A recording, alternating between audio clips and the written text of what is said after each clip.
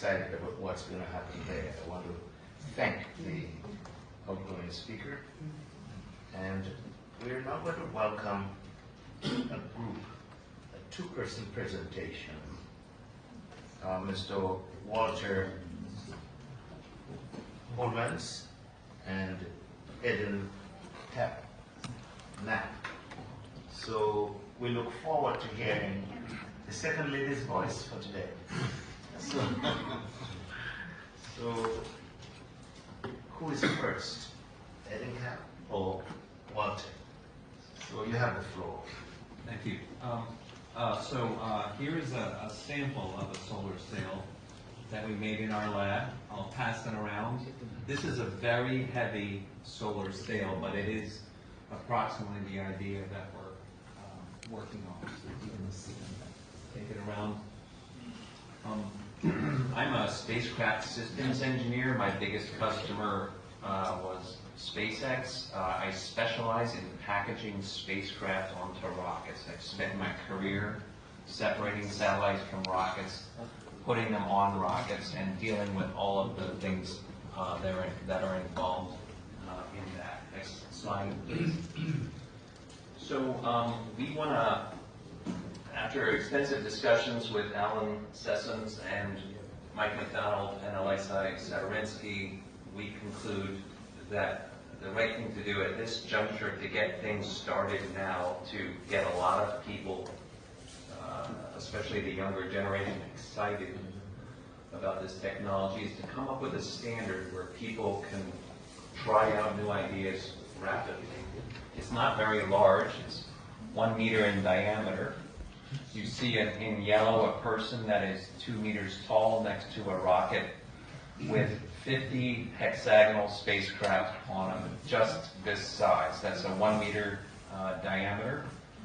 And so this would facilitate 50 different experiments in solar sails for each mission. It's a standard hexagon. We chose a hexagon somewhat arbitrarily, and that's subject to change.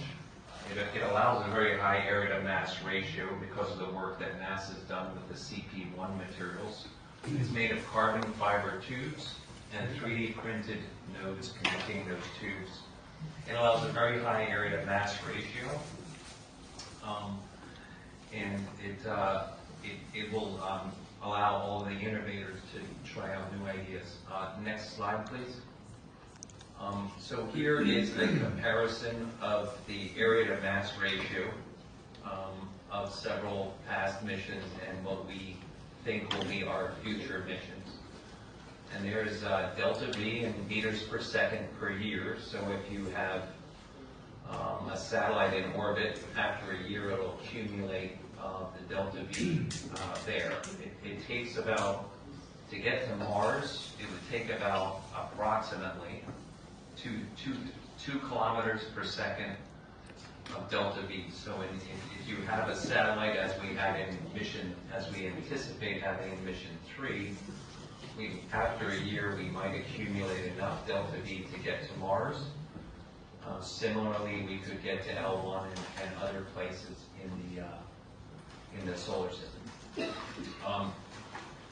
With that, I'll let my colleague Eden Knapp present some more slides.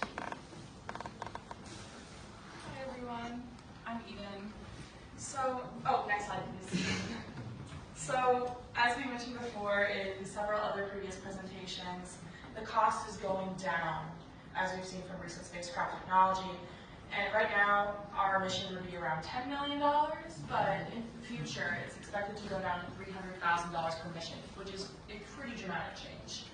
So our mission is to make interplanetary exploration accessible to more people. This includes those that would not have been able to do it before, like universities or smaller scale companies.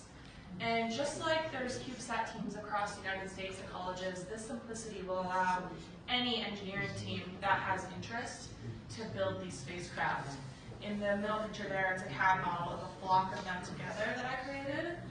And we just want to create a bigger interest in STEM for a variety of people, including the younger generation, kind of like how the space program did that back in the 70s. Okay, so here's Here's the roadmap to operational capability, allowing anybody with 300K to explore the solar system, to go to L1, to race to the moon, to leave the solar system.